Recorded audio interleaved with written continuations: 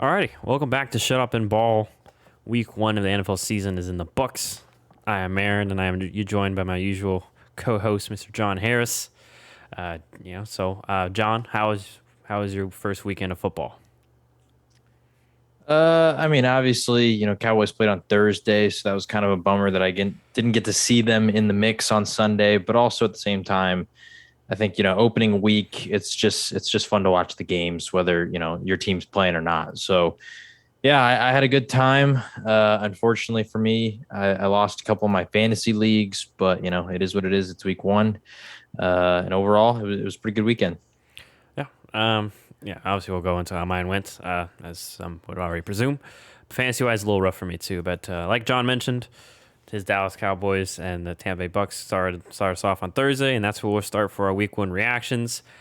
Just to preface, we both picked Tampa to win and obviously cover.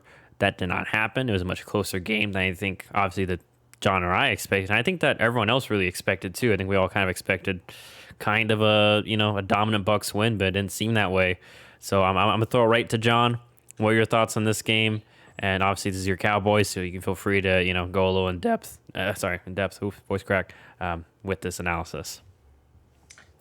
Yeah, and I told you this earlier today. I know a lot of people are into moral victories. I personally am not, although I expected the Cowboys to not have as good a performance as they did. That doesn't make me happy about the result. I felt like they absolutely botched what should have been a win. I think that overall on the night that Tampa played really sloppy. I mean, I think it was four turnovers from the Bucks offense, multiple fumbles. Chris Godwin's was in the red zone like that. I just felt like the Bucks gave the Cowboys a lot of opportunities to take the game, and they didn't. I think I saw somewhere it was like the first time ever in NFL history that a team had four takeaways on defense, 400 passing yards, all these crazy stats, and lost. And yeah, I mean, it really disappoints me. I know a lot of people instantly point towards Greg Zerline in the kicking game, and yeah, that was a factor. But my mind actually instantly goes to there was a play where they were, I don't know, maybe 3-4 yard line. They do a beautiful play call from Kellen Moore. It was a little pitch out to Zeke on the left side. Blake Jarwin's blocking, and two things happened. Number one, Blake Jarwin absolutely botched the block. Okay, for everyone's, if everyone doesn't know the play I'm talking about, it was literally Jarwin to block, Zeke out on the outside, and one defender. That was it. The defense was fooled. Jarwin misses the block, and so you think, okay, Zeke, you're at the 2 yard line. You're getting paid as a top five running back. You have to make this guy miss, and you need to make him miss. He did not. He got tackled.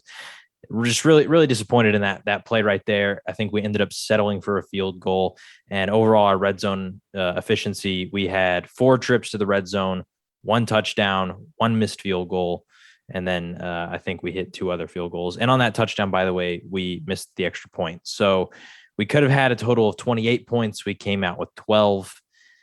So yeah, it was a disappointing game as a Cowboys fan. There were signs of hope, right? Because I think a lot of people, myself included, had a lot lower expectations going into this game. But like I said, I'm not a moral victories kind of guy. I feel like the game was there for the taking. I have high expectations for my own team. Although I predicted Tampa to win pretty easily, I felt like if the game went like it did, I felt like we could have won if we were forcing turnovers and Dak had a good performance. And somehow we still lost. So I know you said we're in more victories, but yeah, I mean to be honest, like two of the Bucks turnover. I mean, granted, the Ronald Jones fumble that was caused by Demarcus Lawrence, but really, especially the interception where it was that screen pass to Lenny, and like didn't like bounce off his hand or like his helmet or something. It was just kind of like a fluky-ish interception. I don't, what I mean. It wasn't like Tom made a bad read. It was just a bad bounce of the ball, really. And that already got. I forget if y'all scored a touchdown off of that or not. I'm blanking right now. I feel like from what I remember, I wish I could. I might, all of our drives after turnovers were pretty pitiful. We might have scored a touchdown, but I can't remember or it might either. have been. I think it was, or it might have been a missed field. I'll look it up real quick. But regardless, yeah, it was just. And I feel like to the Bucks, like I expected them to come out better, and I feel like they kind of just coasted by. And no offense to your Cowboys, but you know what I mean. They kind of coasted by because Zach Martin's not there. And it wasn't really until you saw like that final drive, where Dallas, where I think you saw it, Vita Vea was just manhandling whoever was in front of him. It was really when I think the Bucks kind of fully woke up, and said, okay, let's be us, let's turn it on, let's get, especially defensively. But yeah, regardless, you should have won the game, and I'm glad Greg Zerline took the the blame, because he's he literally he said what we're all thinking. If he makes those kicks, you win the game, like plain and simple, and he didn't.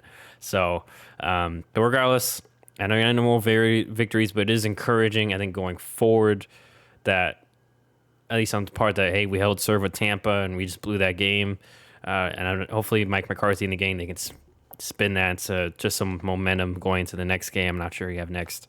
We got the Chargers. Yeah, so oof, and they look pretty good Sunday too. So, but regardless, yeah, I would say, if I hate to say this, but it really is really Dallas losing the game than the Bucks winning the game, in terms of special teams and such like that. So, but I will say Dak looked good. I was a little worried about him. Dak looked good, and then also one other note I wanted to point out was, I know there was like, I saw a Bleach Report like after halftime. It was like, oh, like Joe Mixon. I forgot some other running backs. Like, why aren't they running Zeke more? It's like, well, DVC this defensive line, and they don't have Zach Martin. That's why there was more Tony Pollard, because I mean, Dak threw what, 50 times, 54 times. Like, that's what they had to do. They just said, screw it. We're not going to mess with this. The run game's not going to make much of a difference. We'll run every now and then, keep them honest, but we're just going to pass, because that's the Bucs' weakness. And they even lost one of their corners early in the game, so it made sense. But go ahead. Yeah, that actually leads me perfectly to the next point. There's a few different areas of the game that I want to address, because the coaching staff has come out and sort of clarified certain things. People ask why they didn't run Zeke more. Obviously, it's the best run defense in the league the last 2 years. Yes. Your best offensive lineman is out. The interior of O-line from left guard to right guard, those three all have question marks. And also, Kellen Moore came out and said that they actually called 28 runs on the game, and Dak audibled out of 12 of them because he didn't like the look that the defense was giving them. So, I mean, I can't blame the guy. Like, Dak played a really good game. So, if the defense isn't giving you the run, don't try and force it just for the sake of running. Like, they had a success in the passing game, attack them where they're, weak, and that's what put them to have success. I don't blame the Cowboys at all for not giving Zeke the ball more. And also, I'm not overreacting like so many people are online. Oh, Zeke's washed. Zeke's not good, blah, blah, blah. It's the best run defense in the league. They're going to give him the ball against other teams. Like, everyone just calm down. Yeah, and that interception led to a field goal that I was talking about. So yeah, so inefficient there. Also, Anthony Brown. So Anthony Brown had a pretty bad game, but there's one play specifically where he got burnt for a touchdown by Antonio Brown. And I want to clarify that Dan Quinn, he actually came out and said that Anthony Brown played the play correctly. He was in a trail technique and was supposed to be guarding anything underneath. He was supposed to have safety help, but one of the corners, I think it was maybe Jordan Lewis, somebody who was on the inside tripped while covering their assignment. And so that safety stepped up to try and not allow the open man who, his assignment had tripped. He tried to cover for that, which is why Anthony Brown then, got burnt, because Anthony was actually playing it correctly. They were supposed to sandwich the receiver with the safety to prevent anything deep. So there's just that clarification there. And then also, I know the push off is a very controversial moment, and it does suck as a Cowboys fan that 2 years in a row we've had controversial moments decide games. I felt a lot more strongly about the one last year than I did this year. If you don't remember the one I'm talking about last year, it was Jalen Ramsey, who I believe flopped on the deep throw to Michael Gallup that would have led to a touchdown to basically win the game. But regardless, one call does not make a game. I know that it was a very crucial moment. Once again, Dallas missed their opportunities.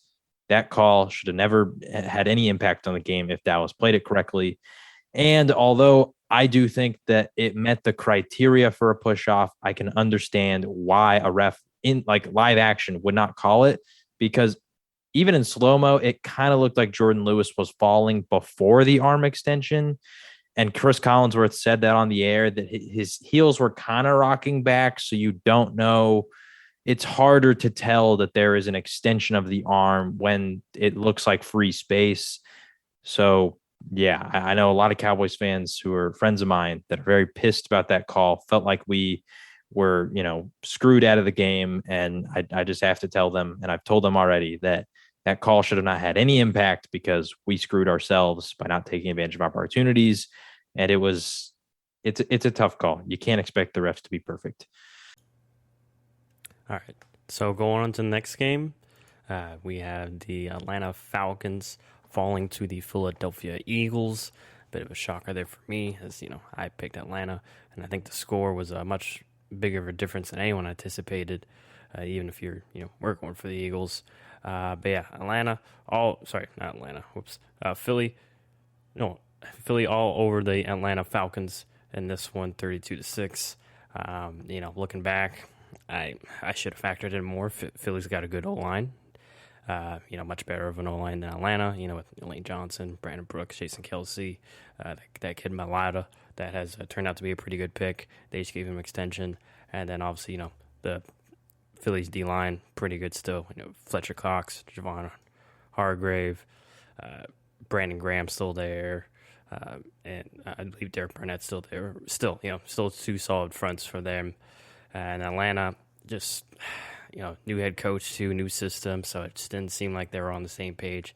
I thought that their passing game would be a little bit better, and would be something they could exploit against Philly, but it was not. Matt Ryan, seemed to be under siege and such. But on the flip side, I think it was a more surprising thing, less surprising, because I also should have remembered too that Atlanta, not a great secondary, one of the worst secondaries probably in the league last year, and they didn't really do much to add to it. All they really have is AJ Terrell, former first-round pick.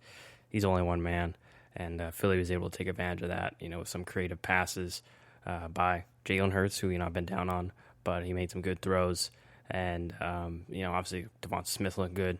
Jalen Reagor had a solid game, and Dallas Goedert looked good as well. So may take Atlanta a while to get it together, but John, what were your thoughts in regards to how this game went for you? Because you obviously were right.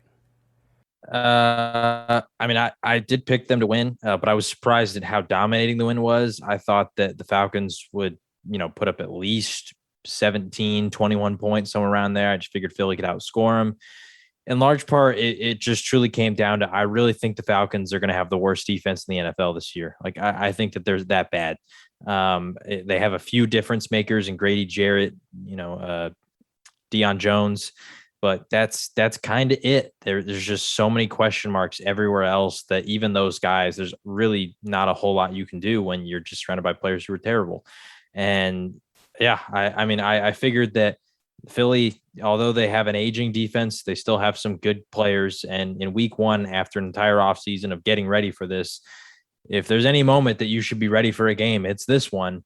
And then also, Jalen Hurts, I just figured his running ability would just keep them alive against the Eagles or against the Falcons. If all else for some reason was failing, and he had a good game. The whole Eagles offense had a pretty good game. So yeah, it just really came down to overall my lack of faith in the Falcons defense. Like I said, I was shocked that their offense didn't put up as many points as they should have.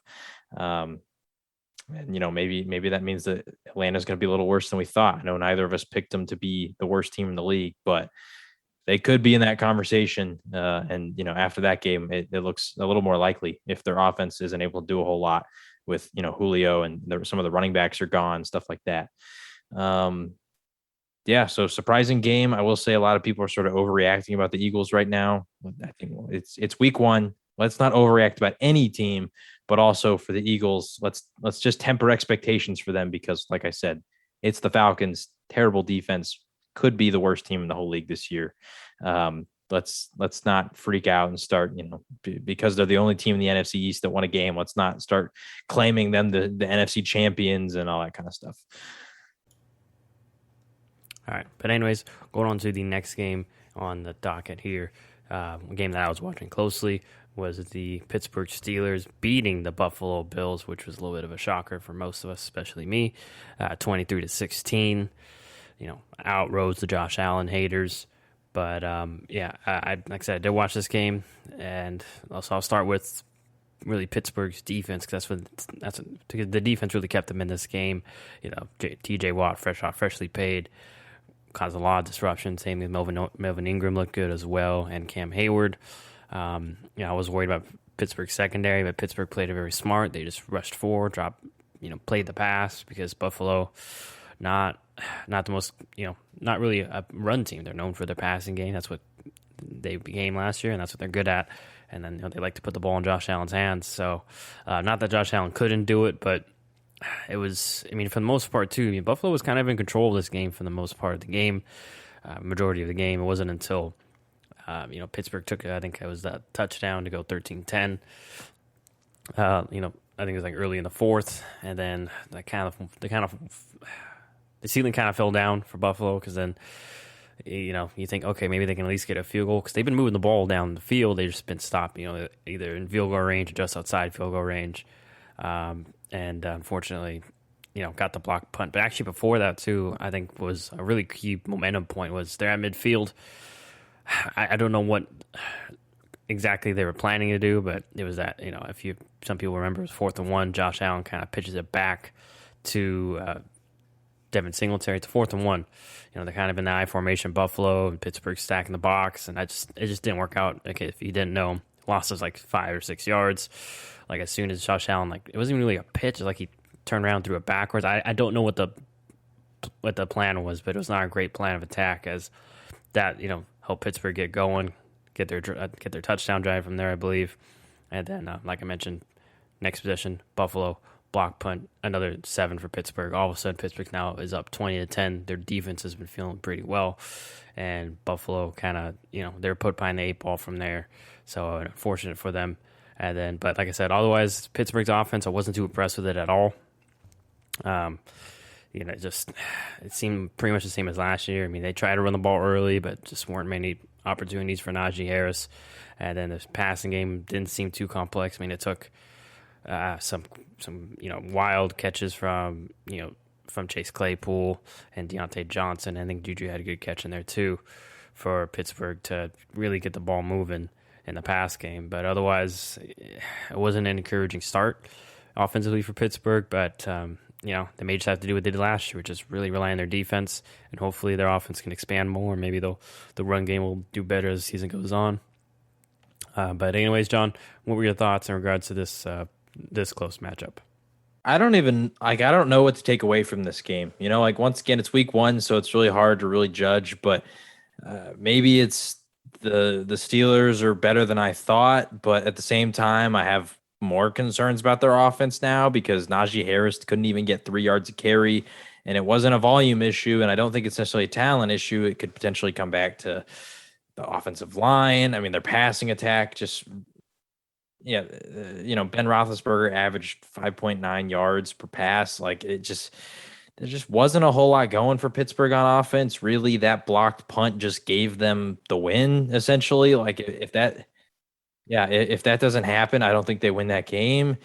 And then for Buffalo, I agree with everything you said. I was a little bit, I don't know, maybe I didn't really watch the game. I was watching on Red Zone just so I could keep up with everything. And looking at the stats, Devin Singletary averaged 6.5 yards per carry, but at the same time, he fumbled twice. So, maybe they wanted to run more, but they were just scared that he would turn it over. I don't think he lost either fumble. Yeah. So I don't know what to take away from this game. It looked like they had success in the run game, but they only ran it 25 times total. 9 of those were Josh Allen, and I imagine that some of those were scrambles to where, on the other side, he threw it 51 times. So maybe it's a play calling thing. Maybe they needed to key in on the run more. Maybe the Bills are really missing Zach Moss right now because he didn't play in this game. I don't know what to take away from it, and I don't want to overreact to anything. So good win for the Steelers. Defense and special teams came through, and I think the Bills, if anything happens in week 1, it shows you where you're at after an off season of hyping yourself up for months. It shows you, okay, here's where we actually are at, and here's how we got to improve moving forward. All right. So going on to another game here, pretty close one too. I didn't get to see much of it. I really only watched overtime, so I'm going to throw it to John here.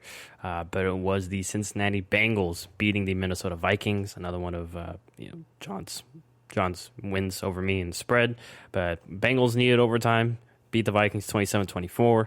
Like I said, I watched overtime. It was kind of back and forth. Dalvin Cook fumble. It was, it wasn't back and forth. It's one of the other games we'll talk about later. Yeah, it was good to see Joe Burrow. He looked pretty comfortable.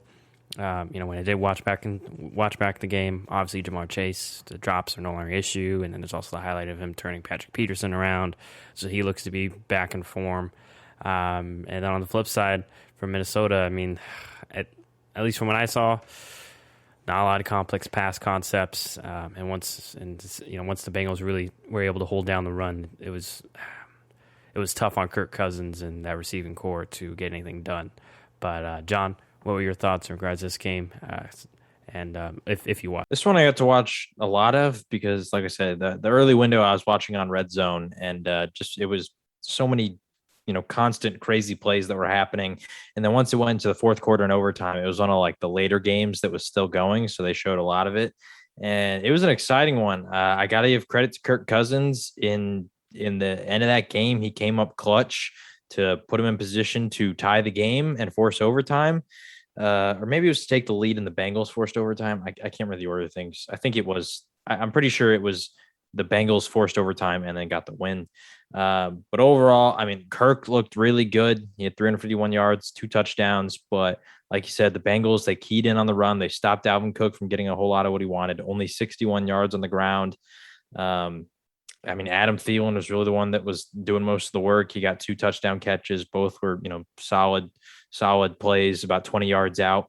But overall, I mean, there just wasn't a whole lot else. Justin Jefferson, 5 catches, 71 yards, no touchdowns.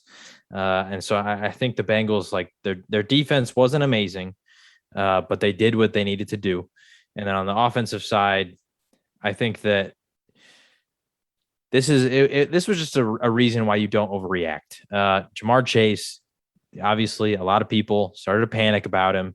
I actually capitalized on it. One of my leagues, I got a trade done. He was included, and he was basically like a throw-in piece to sort of make the trade a little more even.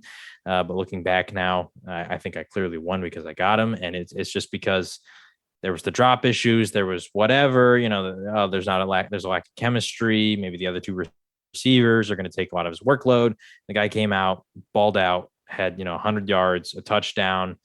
That end zone play was just perfect throw from Joe Burrow. So, yeah, I think the Bengals offense, they could be a high scoring offense, but the problem is still the offensive line. I know that Joe Mixon had a really good day, but overall, I mean, I felt like that was more of Joe Mixon's talent and the Vikings sort of struggling, not when it came to like the interior of the line, but a lot of the plays where Joe Mixon was going to the outsides, the corners just weren't able to get off the blocks. And so that allowed Joe Mixon just basically take it past the linebackers as long as his tight ends, his linemen could get to the second level. And that's what happened. So, yeah, I mean, good on the Bengals, good on their offensive line for, looking better than people expected them to. But at the same time, once again, it's week 1, nobody overreact.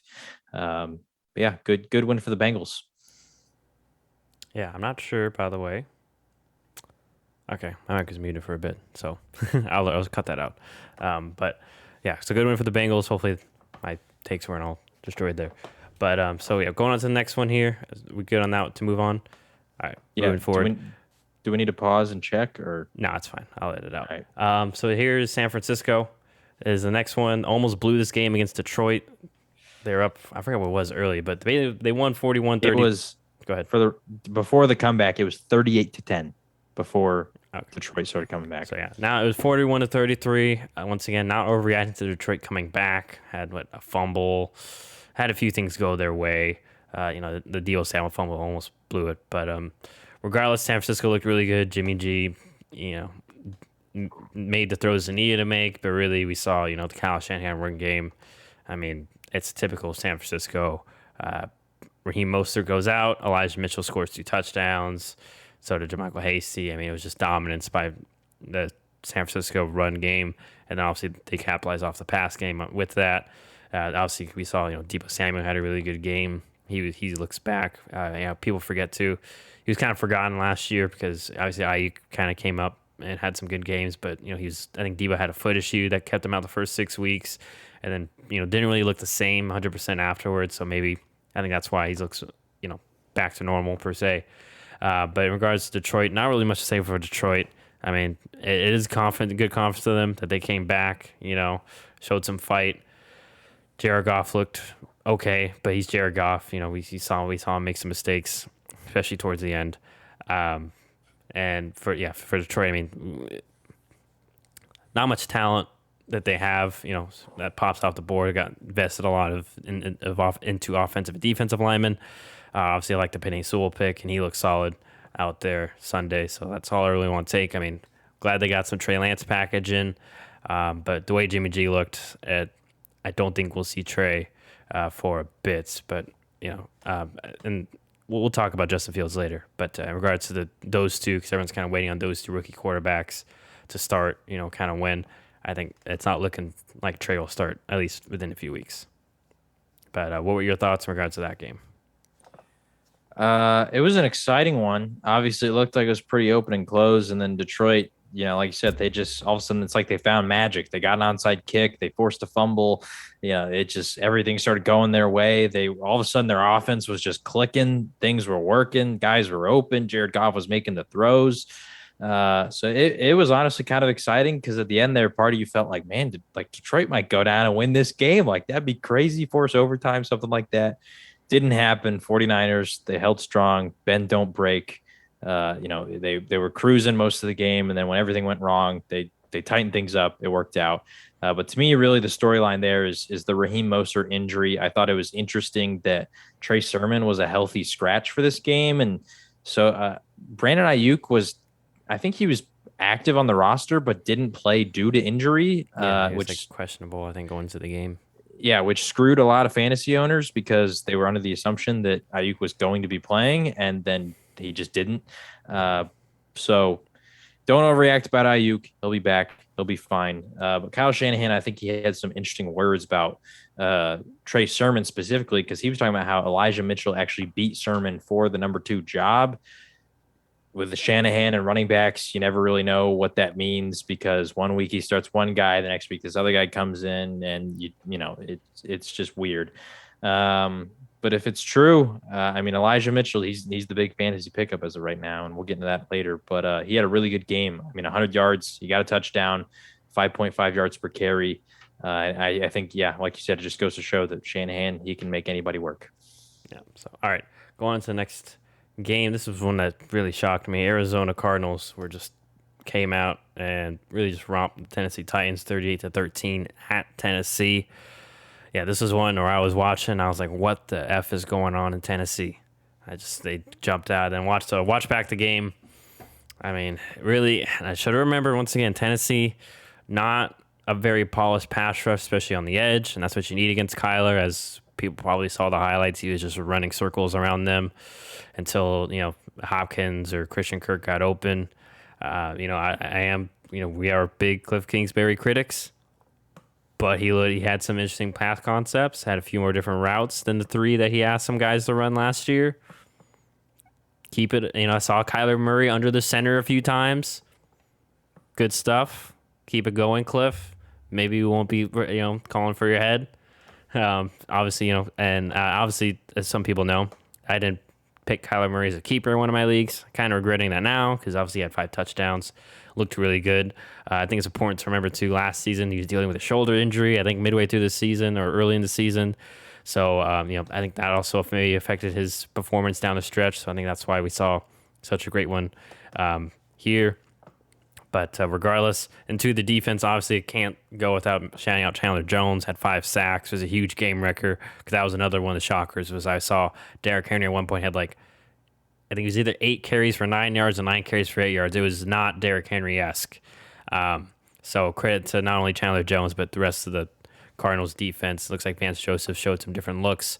Maybe kind of scared them out of the run, or then dropped linebackers out. Kind of was doing some creative things on that end. But and then in terms of Tennessee, just lost an OC, so I think maybe their offense wasn't fully on clicking. And then, like Taylor once said, Taylor wants to not have a good day. He got beat a lot. And that happens, and like I said, we'll mention it more later on. But It's important to remember these guys, as much as they're professional athletes, sometimes they just don't play 100%. They want to, just maybe their mind's not fully in it. So, yeah, what were your thoughts in regards to this surprising blowout? For the Cardinals offense, I wasn't really surprised. I think the Titans defense is still, it's a work in progress. There's just last year they weren't very good and they were carried by their offense. I think Derrick Henry and his ability to control the time of possession maybe made their defense seem a little bit better than it was because of, the offense on the other side not being able to score as much. So wasn't super shocked that the Cardinals had a good offense performance against that Titans defense. I think you nailed it on the head, though. Cliff Kingsbury, keep it up. You show some creative stuff, and you did that your first year towards the end, and then last year you didn't do it at all, and now maybe it's coming back a little bit. I don't know. Well, yeah, if you do that, then maybe all of a sudden the tides will turn in your favor. But I think he's definitely still a coach he's coaching for his job this year. So keep it up, Cliff, because you had a really good day against Titans.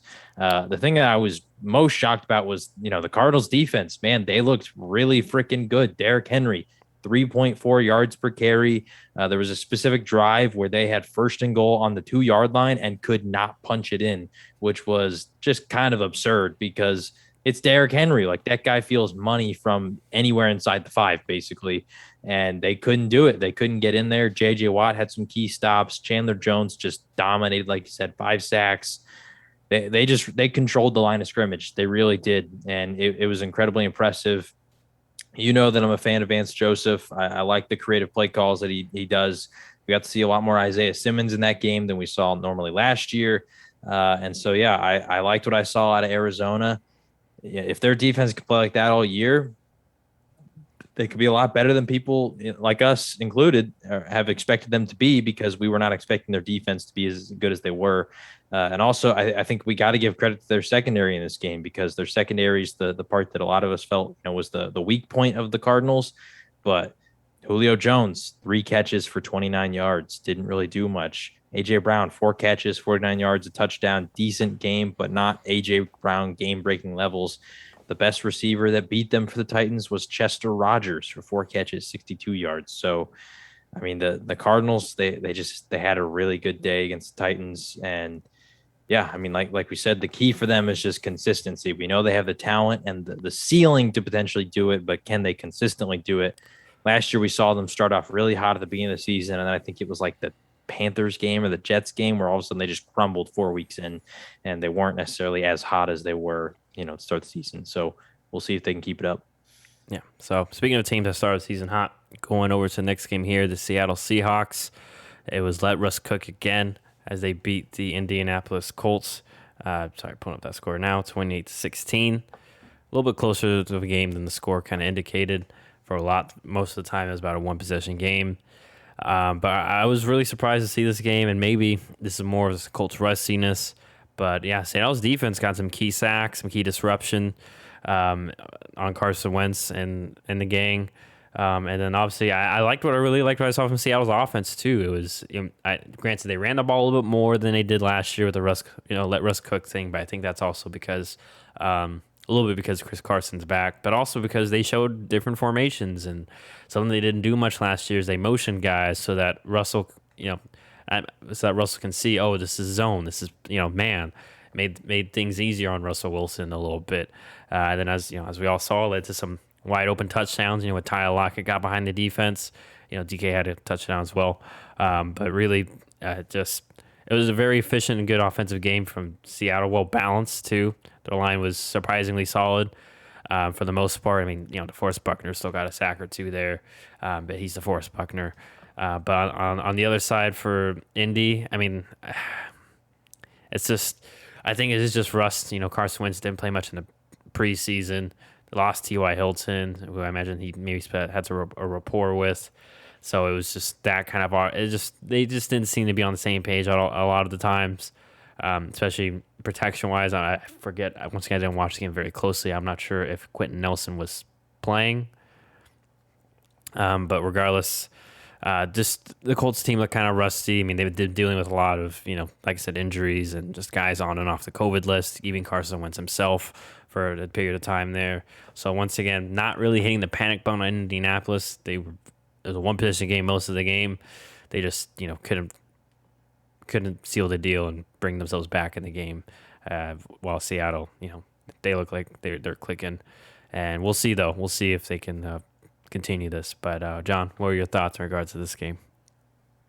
I'm in agreement. I was a little bit surprised at Seattle's defense and the success that they did have, but like you said, I attribute that for the Colts at least to new quarterback. It's not an entirely new scheme because he's worked with Frank Reich before, but it is new. It's not the exact one that he had, a few years ago. And there's different things that Frank Reich is probably trying to implement.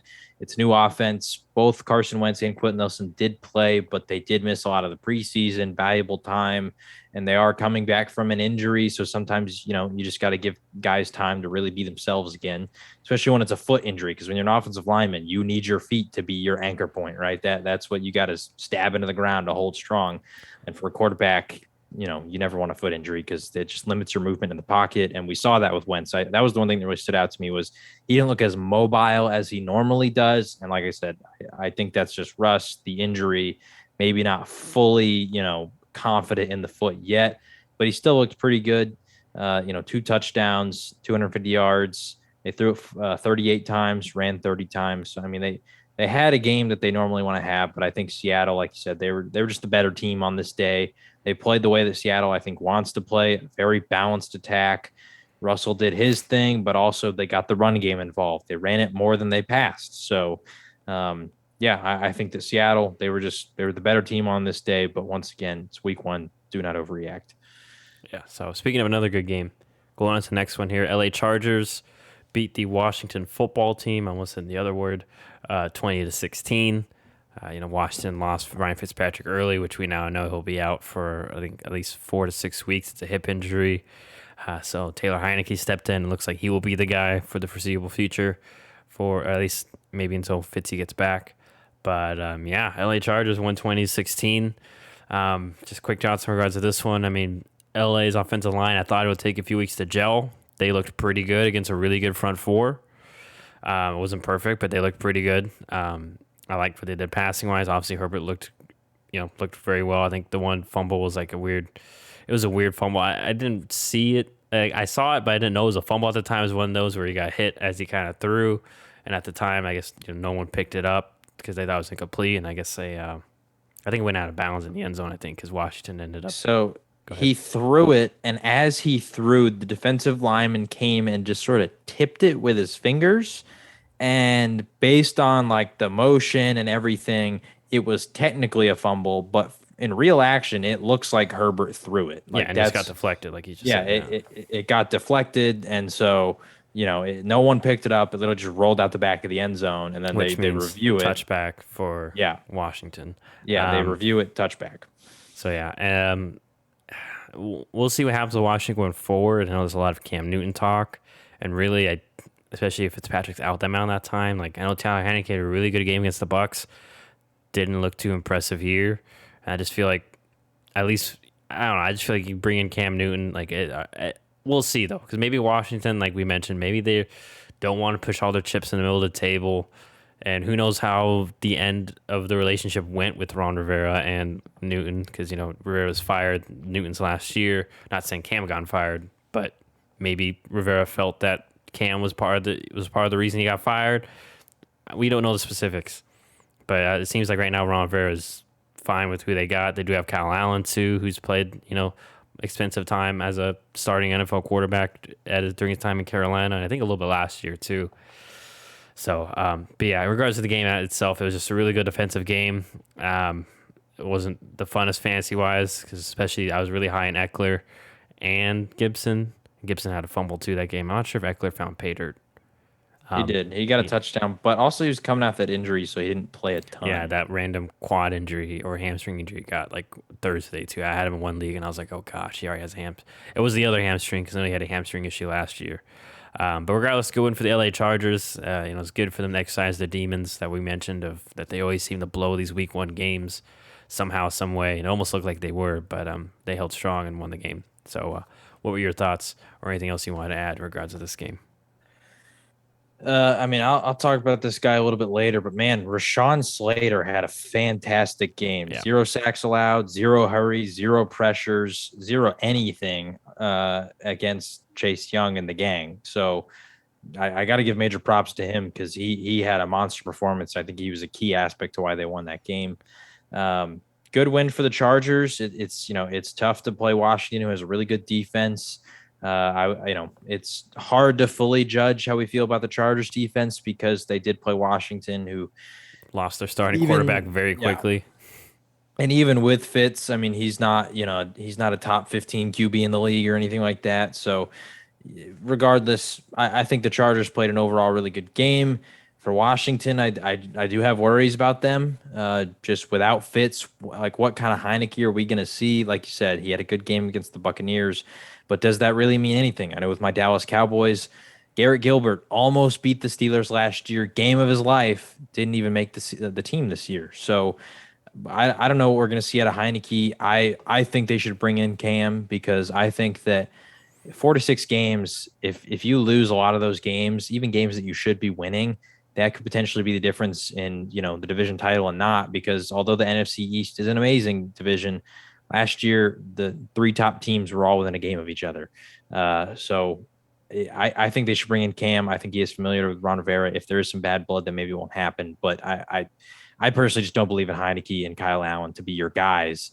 And I don't know fully exactly who they play over these next couple of weeks, but I know that Dallas is one of the games they do play, and for the team that most people consider really the threat to the division title for Washington, I think that's a crucial game. And if your offense can't get going against their defense, which isn't very good, then it's going to be a tough game for them. So yeah, I think that Cam should be an option they should at least look at. Because I think he still has a lot left in the tank, and I think his running ability too could be pretty useful because he's really good at it.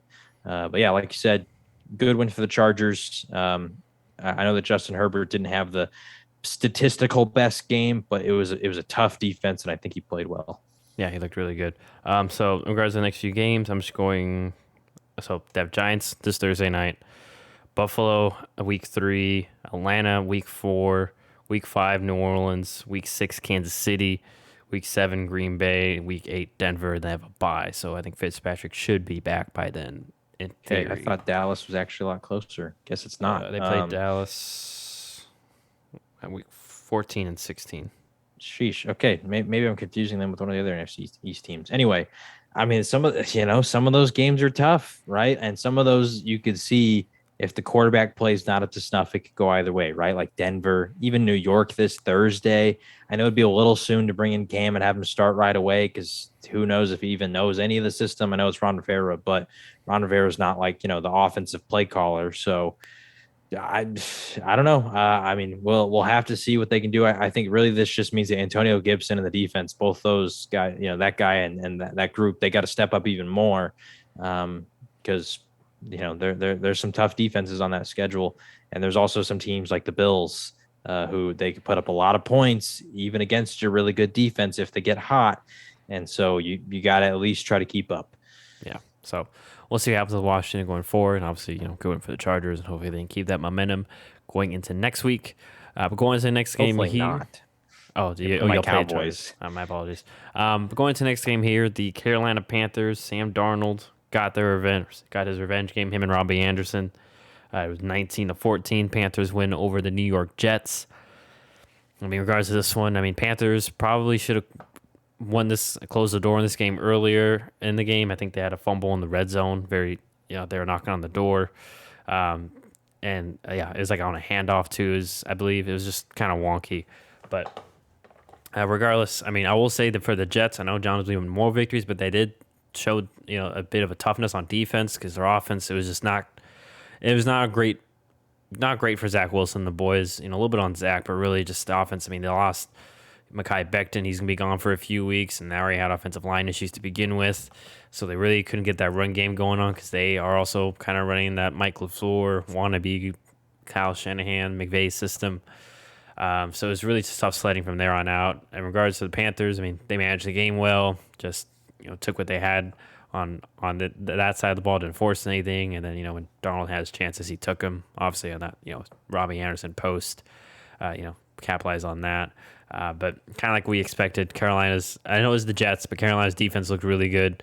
Like I just mentioned, they were all over Wilson, and also in the secondary, they're really all over the receivers too. I know Corey Davis had a good game, but really that was towards the end of the game where they're probably playing softer coverages.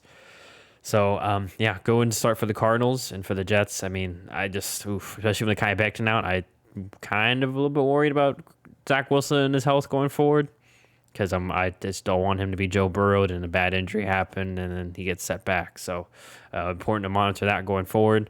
But John, how did you feel about Matt Rule and the gang and their first win of the 2021 season? I know this can sound weird. I'm a little disappointed in the way the Panthers played in this game. I felt like they had Zach Wilson under siege the whole time, and I got to give credit to that guy because he stayed up. He made plays happen. There was one specific play where he ended up getting sacked, but I think he made like 3 defenders miss, and he was fighting for his life out there, and he still got sacked. And he made some really good throws, had 2 touchdowns, both to Corey Davis. So it looks like they already have some good chemistry.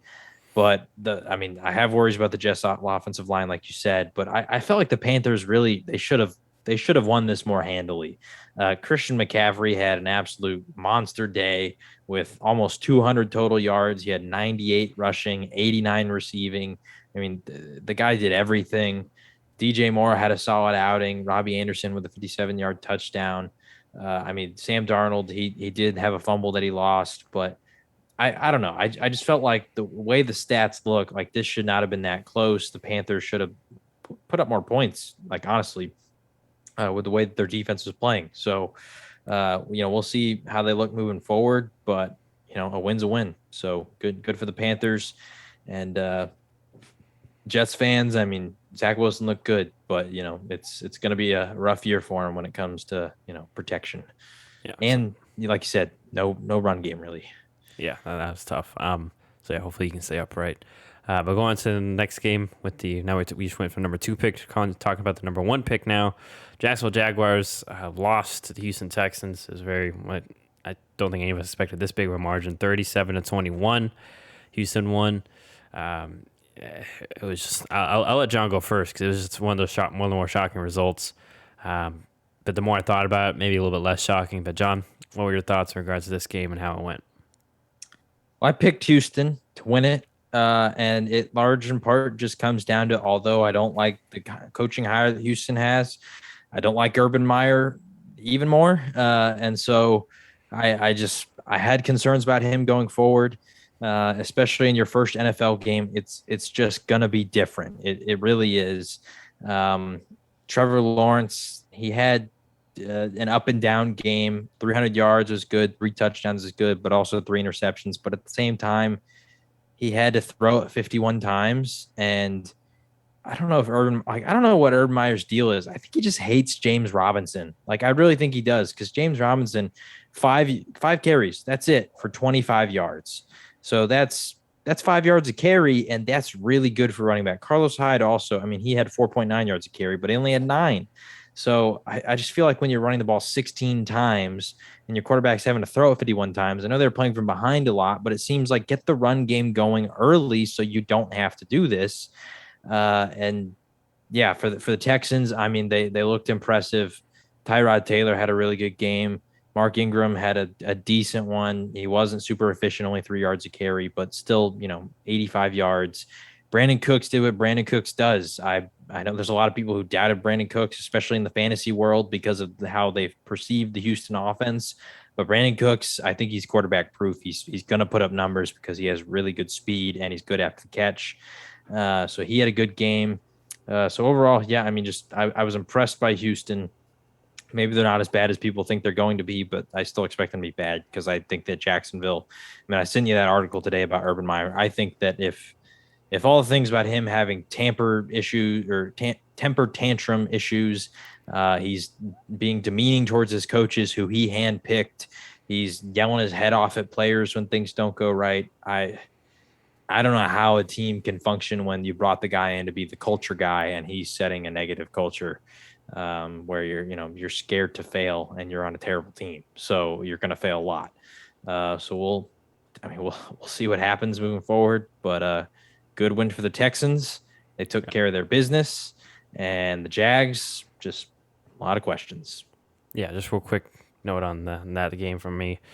In regards to that though, like I just think, yeah, Urban, I think it's just more him. He needs to adjust to the NFL. He's not talking to college kids. You can't just yell at them, and like these are grown men, so they're going to be, and some of them are more established. They're going to question. They're not be afraid to question. Like why is Urban yelling at us? I mean, you haven't done anything, Urban. Like, well, you don't have the right. So it's a tricky tightrope that I think Urban needs to learn to manage. And he's already off to a great start trying to bring in Tebow. It didn't really work out. And then, yeah, I mean, in regards to why I picked them, I thought that I felt like this was a more talented roster, but it seems like that they're kind of slacking behind on concepts, and obviously that defense. I mean, I didn't expect the defense to be great, but I'm concerned about the defense going forward schematically, just because it's Houston. They shouldn't have been.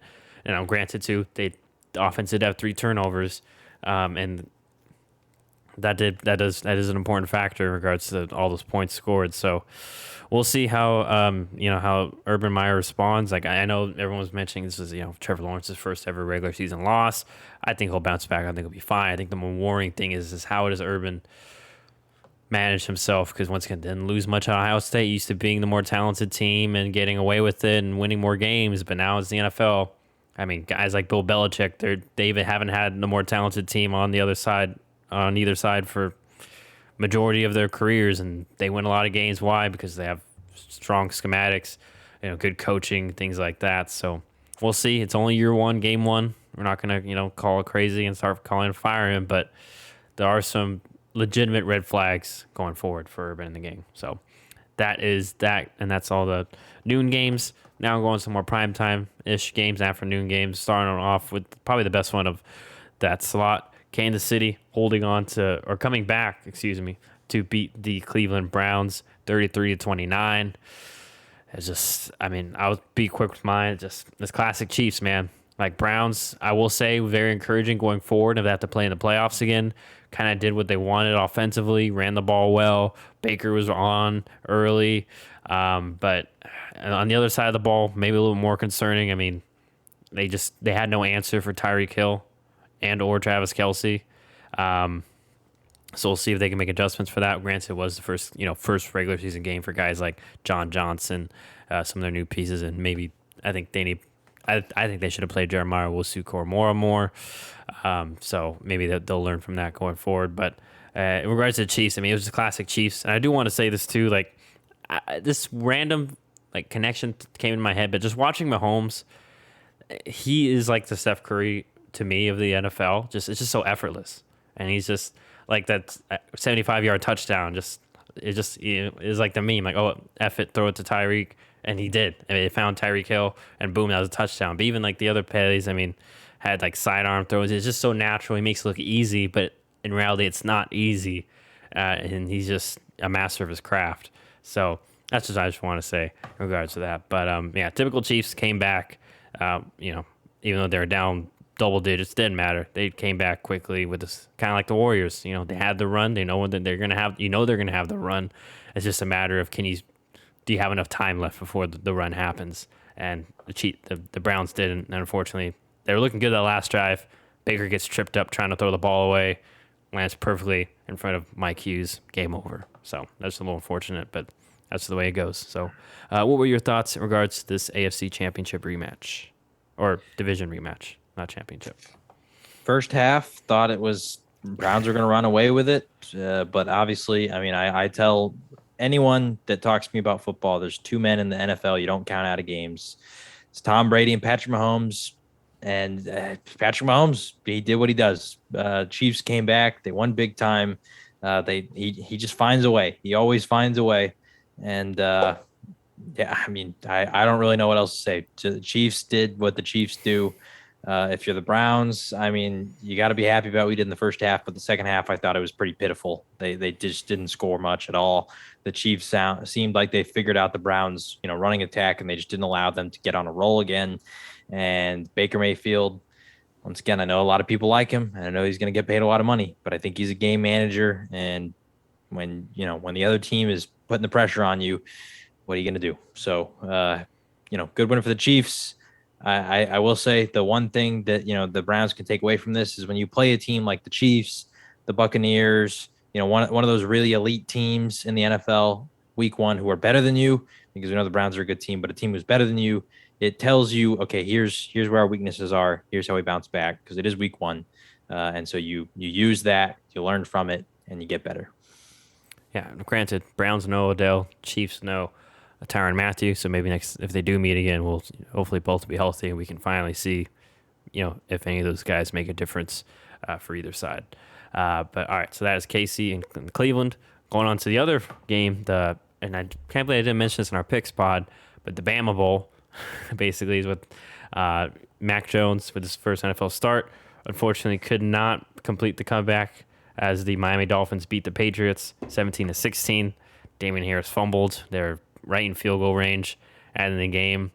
I thought it was a good game from Mac. I mean, wasn't perfect, but for a first start, very good. Managed the game well. Made some timely throws when he needed to. And then on the flip side, I mean, besides the first drive, I mean, I know they won. I mean, but really just strugglesville for the Dolphins. I mean, Tua had his moments. He did look solid. But regardless, my big takeaway is these are two very good defenses, two coaches who know each other. One was under the other. So it doesn't surprise me. It was kind of an ugly-ish, like I said, 17-16 game was the score. Could have been 17 or 19. Regardless, it was just one of those games where they just knew what each other were going to do, and it just kind of came down to more, I guess, the Jimmys and Joes. And like I just mentioned, came down to the fact that Damian Harris fumbled late. And maybe if that doesn't happen, I think New England wins that game, but I'm sure they'll bounce back. They'll be fine. But yeah, those are my quick reactions in regards to that. Jalen Waddle did look good though, by the way. In his first game as well, scored a touchdown and such. So, John, what were your thoughts in regards to the Bama Bowl? I don't have a ton to say because I don't watch a ton of this game, and it just, like you said, seemed like a close defensive battle. I am going to be interested to see how Bill Belichick responds because historically, when a running back fumbles, he's not very kind. He tends to just reduce their snap count by a lot. But at the same time, Ramondre Stevenson, the other running back who could be your other workhorse, also fumbled, also lost that one. So James White, I guess, is the only running back who didn't, but he's just kind of your receiving guy. But yeah, I mean, Jonnu Smith fumbled too. Mac Jones fumbled as well. Neither of those guys lost them, but they had 4 fumbles on the game. And so I think that for New England, they just clean it up. You can come back. That's a game that you win if you don't lose those 2 fumbles, most likely. So yeah, just good defensive battle from both teams. And overall, I mean, wasn't blown away by anybody in this game, but I think everybody was pretty decent. Yeah. All right. So going on to the next one here, the probably the biggest spanking of the blowout of the week. My Green Bay Packers lost to the New Orleans Saints, 38-3. I'll be rather quick, concise. We just were not good. We're not ready. That falls on my guy Aaron Rodgers too. He says he got nutshotted for the first interception. So regardless, I'm kind of like, I just want to say, well, just go down then. We're in field goal range. We've had tough time scoring. Just take the sack. I think it was only like first or second down. Live to see another play. But in regards to the defense, I mean, right from the get-go, Saints knew what they wanted to do. They ran the ball. Jameis made some good throws off play action. And they put the pressure. They knew what they needed to do because they immediately put the pressure on our offense. We had kind of had to ban the run, even though it wasn't even really working very well. Credit the Saints. My Warriors, their defensive line depth, but Marcus Davenport looked good. I forget their D tackles, but they weren't letting anything happen. And then their linebackers looked good too. And then Packers tried to attack. Our pass game was kind of predictable. I mean, not many guys that open, and also credit Marshawn. The Marshawn Lattimore that I didn't want to see showed up. He played really well. Also, I think I forget the last name of Debo, the rookie that they drafted. Paulson Adebo. Adebo. He looked really good too. He had, for a while there, I guess, while coming out of the second half, while Lattimore was getting his hand casted up for some, because I guess he heard at the end of the half. Adebo was basically the number one guy, and Rodgers kept trying to pick on him, but he was all over, Devontae or different guys. Like he was all over them. So it was just a really good game.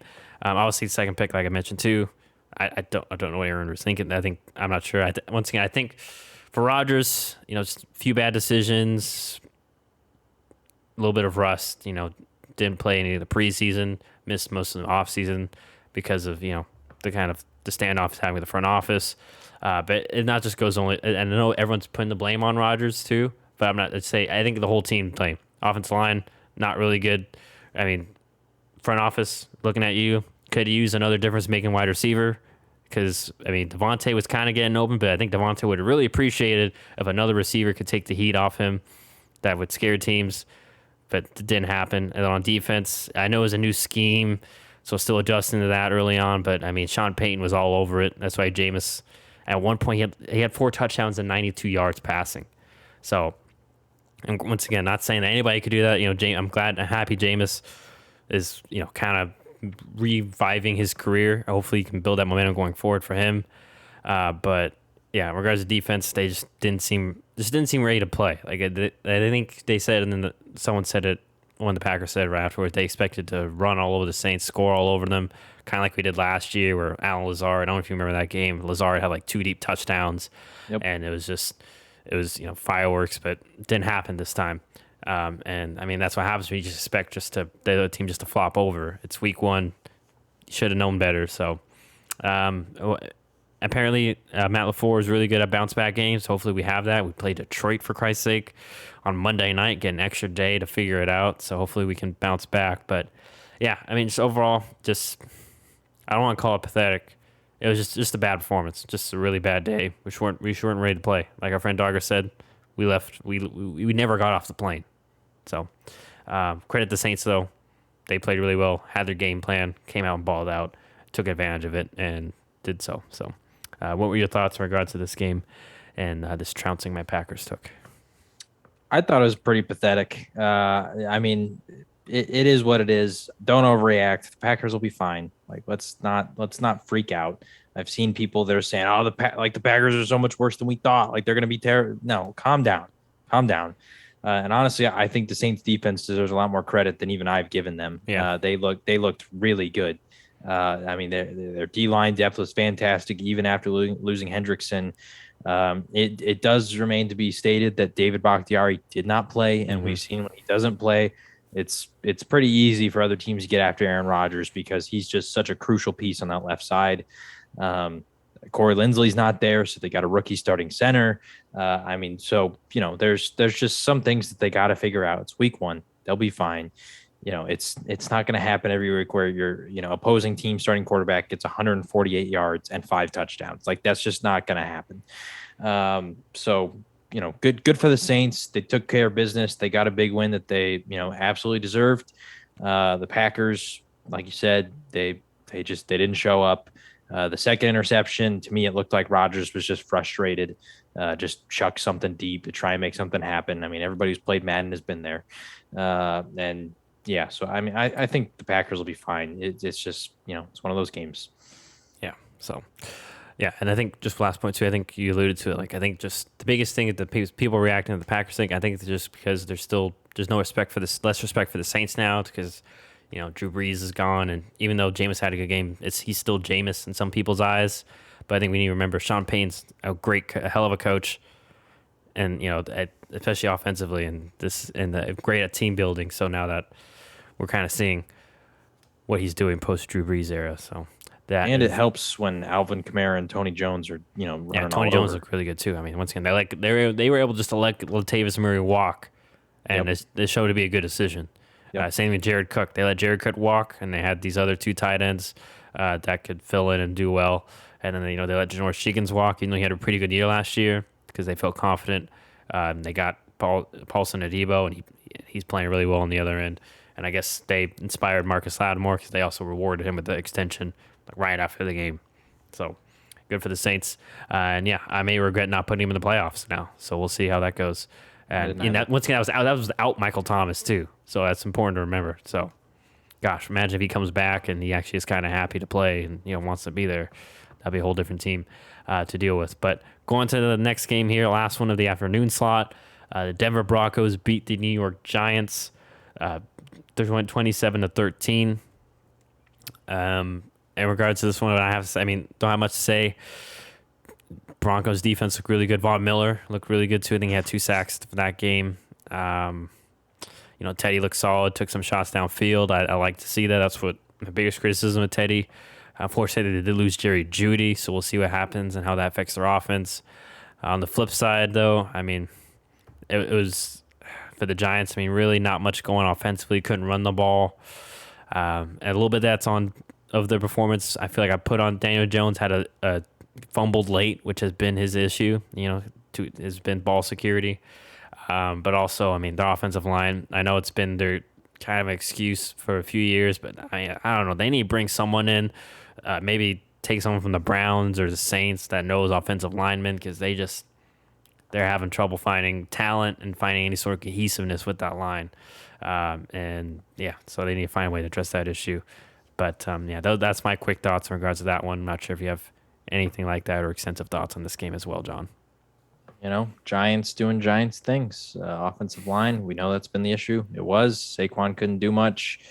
10 carries, 26 yards, 2.6 per carry. He's obviously coming off injury, not fully ready yet, but shows your offensive line's not great. Daniel Jones fumbles. He's Daniel Jones, right? We know what he is. I don't expect the breakout year that a lot of people are thinking he could have this year, or at least hoping that he could have this year. Giants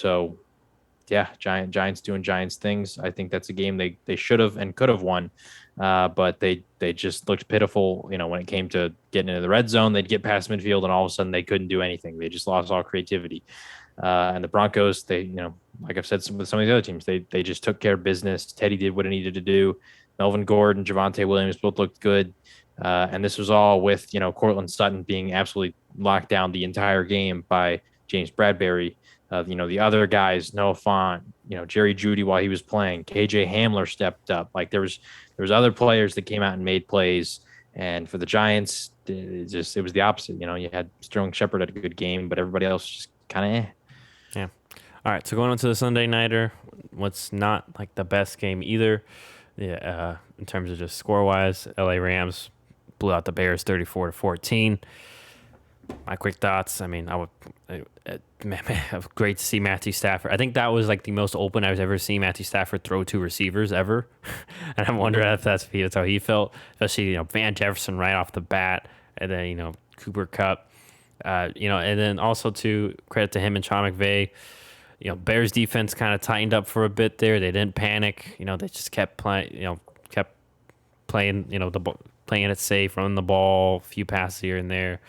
And on the other side, in regards to the Bears, I will say I was a little down on David Montgomery. He looked better, but really my main concern really wasn't David Montgomery's offensive line, and their offensive line was not great.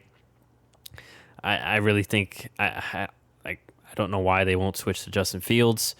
Are they worried about him getting in a bad habit or something? I don't know, but Andy Dalton's good, but I think Justin Fields is better. It's just, and the fact that you don't have a great offensive line, he can help that. He has obviously his feet are one of his greatest assets. I think it's just good of an arm as Andy, and I just think that, I just don't know why I don't know what their plan is, it's very risky right now, Matt Nagy. You're on the hot seat.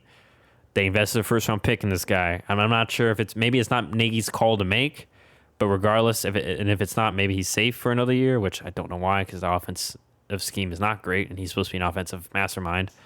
So I don't know what the game plan is here, but I would hope to see Justin Fields soon, especially if I'm a Bears player, because I'd be kind of pissed. Like, Andy Dalton's good, yeah, okay, he's a great veteran, but like right now we're not going to win as many games with Andy Dalton as Justin Fields, and that's just how I think. I could be wrong, but that's how I feel, and I think that's the best course of action going forward. So we'll see. But John, what was your thoughts in regards to the Sunday night game? The Rams, short and simple. They looked like they had a lot of fun. That's really all I can say. I mean, they looked like they had a lot of fun. Cooper Cup being down at the 1 yard line lost me a fantasy game though, so that kind of sucked. Rough. I lost by 3, so that would have got me the win. Anyway, for the Bears, I mean, yeah, the story here is Justin Fields. He needs to start. I like Andy Dalton a lot, and I really feel bad. I don't even think the Bears expected Fields to be sitting in their laps when they had the opportunity to trade up at spot, I think it was, with the Giants. Nobody really saw that coming. And so, I think when they made the promise and he's going to be the guy, it was with the expectations that they'd still be, in the 20s and they wouldn't be getting a quarterback like Fields. They got him, and it's a win now. It's a business. It really is. And everybody talks about it. There's no loyalty and all that kind of stuff. And you got to go to Fields. And I know it sucks because they cut Kyle to get Andy Dalton. Like, that's where the money came from, was cutting Kyle. And if you could have just not signed Andy Dalton, kept Nick Foles, maybe get Justin Fields, maybe you don't, but keep Kyle Fuller. I think they would have been in basically the same place they are now, because it's Andy Dalton still has the same issues that it does, and that's their offensive line. It's not very good, and either of them are quarterback that can't work with without a good offensive line, or at least a decent one, to where Justin Fields and his mobility, he can. So if the Bears want to win, I think Justin Fields needs to play, because he helps address some of the weaknesses indirectly by the way that he's able to make time for the other players. And I think that he's just a better quarterback, if we're just going to be frank about it. So I think that Allen Robinson, some of these other guys, specifically Allen Robinson though, because it's a franchise tag year, if you want him to stay, let's convince him by getting Justin Fields out there. Yeah, and remember, he did want out. He didn't want to get franchise tag, and he threatened to hold out. I'm guessing he didn't, because he wants to get his money and wants to play out the contract. Still wants to look like a good team player. So, but yeah, like, that's very important, because then especially if he goes, they don't really have anyone else at receiver. Like, you're really going to roll out with Darnell Mooney as your number one receiver? I don't think that's a good choice. But so yeah, going on to the last game here. Probably one of the most exciting games. I mean, not the most exciting game. The Monday Nighter Raiders. The Raiders. Las Vegas Raiders beat the Baltimore Ravens 33-27 in overtime. A game that just was going back and forth late. Really, my takeaway, and I know, is Raiders hung tough. They were down early, but they stuck with their game plan. They didn't really panic. And their defense, I think I'm really surprised with their defense. The defense looked really good too, especially late. Caused the key fumble that on Lamar Jackson. It was very unfortunate though. It was an overtime where I forget Edwards. What's his first name? Brian Edwards. Brian Edwards. He almost gets that walk off touchdown. Doesn't, down at the one, kind of like Cooper Kupp. And then they throw a pick like 2 plays later. So it's like, oh no. Like, it looked like it was going to be a classic Raiders. Like, oh, they were so close. Like, Miami last year, remember Fitzpatrick had that basically literally no look pass to get them in field goal range. I was like, oh man, this is it all over again. Like, our poor friend Mike, just, first game with fans at the Death Star. But then they force a fumble on Lamar, who, Lamar even said in press game, I got to have 2 hands on the ball. He took ownership on that. So, but then, yeah, they go right back down. And then once again, like, it almost looks like they screw it up. They have a delay of game on their field goal attempt. So then they trot the offense back out there. But then they score a touchdown. Zay Jones, breaks free from Marlon Humphrey because Ravens sent a blitz. And I know there was some criticism about Marlon Humphrey, but, like, he was beat. You know what I mean? Like, what's Marlon going to do? It's not Madden where he could just magically catch up, press an A button, shoestring tackle the guy. He was beat because, there's no safeties back there. And it happens to the best of them. He played pretty well at the game. So, and Zay Jones caught the touchdown. So, yeah, a shocking win for the Raiders. I'm surprised I haven't had my DMs blown up, but I think, I think Mike probably feeling pretty good anyways. But, what were your thoughts in regards to this game and how it went? First half felt kind of boring. Second half was anything but. It was just basically fourth quarter and overtime were just crazy back and forth. Like, after the game, I was literally just sitting there like, what did I just watch? Like, what this NFL, the prime time, like the Thursday night game was crazy. As a Cowboys fan, it was, nerve wracking, and it was an exciting one. Then this one tops that, and it's just wild. So I mean, just good week one, great game to end off on. Got to give some, shout out to Derek Carr. I wish he would throw a little less to Darren Waller and a little more to Henry Ruggs and Hunter Renfrow and Brian Edwards and some of these other guys, but he loves him some Darren Waller. So Hey man, I yeah, mean, not a lot of guys built like Waller. yeah. So I mean, like I said, just it was a fun game to watch. I thought the Raiders were going to blow it, especially when, Alex Leatherwood gets the false start. It pushes him back. It felt like what was going to be a guaranteed Josh Jacobs punch it Yeah, in just punch it touchdown in, and then they throw the and pick. throw the pick. Yeah, I was sitting there like the Raiders, like they botched this so hard, and then they won. So I'm sure Gruden's really happy. I don't know how Mike Mayock is feeling because something that's sort of been glossed over is that Clean Farrell, the fourth overall pick in Mike Mayock and Gruden's first ever draft, healthy scratch, didn't play. And you got to wonder why. Probably, I don't know, maybe just not very good. Hey, But fun game. Maybe Max Crosby makes up for that. Max Crosby was a beast. I mean, that guy, he was everywhere. And there was one specific play where it wasn't a sack or anything, but Lamar scrambled out to the right and Crosby kept up with him. And I was like, wow, that guy, he's an athletic freak. Yeah.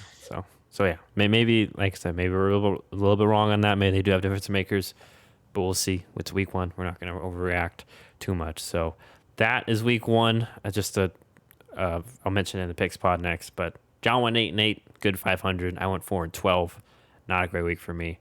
So yeah, for most of the 50-50s, John, I think the only one I ended up getting on you was Cleveland KC.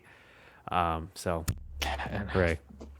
KC could have covered too, and they just To be honest, like looking back, like why did I try to deal with the Giants? That's on me.